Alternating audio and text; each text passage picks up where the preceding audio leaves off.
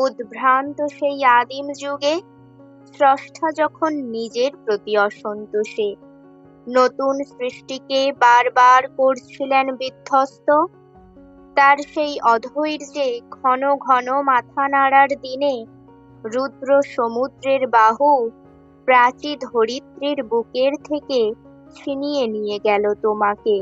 Africa, বাঁধলে তোমাকে বনস্পতির নিবিড় পাহারায়, কৃপণ আলোর অন্তঃপুরে।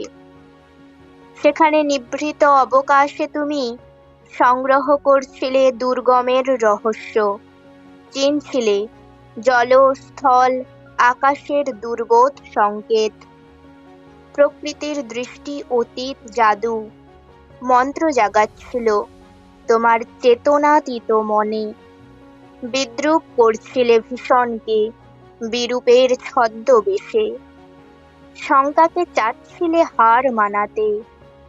আপনাকে উগ্র করে বিভীষিকার প্রচণ্ড মহিমায় তাণ্ডবের দুন্দুভি নিনাদে। হায় ছায়াবৃতা, কালো ঘোমটার নিচে অপরিচিত ছিল তোমার মানব রূপ। উপেক্ষার আবেল দৃষ্টিতে এলো ওরা লোহার হাত কড়ি নিয়ে। নখ যাদের তীক্ষ্ণ তোমার নেকড়ের চেয়ে এলো মানুষ ধরার দল। গর্বে যারা অন্ধ তোমার সূর্যহারা অরণ্যের চেয়ে সভ্যের বর্বর লোভ নগ্ন করল আপন নির্লজ্জ অমানুষতা।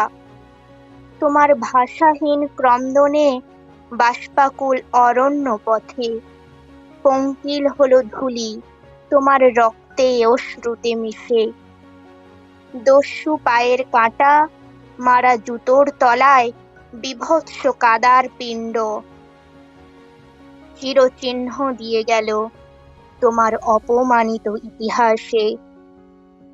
সমুদ্র পাড়ে সেই মুহূর্তেই তাদের পাড়ায় পাড়ায় মন্দিরে বাজছিল পূজার ঘণ্টা। সকালে সন্ধ্যায় দয়াময় দেবতার নামে শিশুরা খেলছিল মায়ের কোলে। কবির সঙ্গীতে বেজে উঠেছিল সুন্দরের আরাধনা। আজ যখন পশ্চিম দিগন্তে প্রদোষকাল ঝঞ্ঝা বাতাসে রুদ্ধশ্বাস, যখন গুপ্ত গহ্বর থেকে পশুরা বেরিয়ে এলো, অশুভ ধ্বনিতে ঘোষণা করল দিনের অন্তিম কাল। এসো যুগান্তের কবি, আসন্ন সন্ধ্যার শেষ রশ্মিপাতে দাঁড়াও ওই মানহারা মানবীর দ্বারে।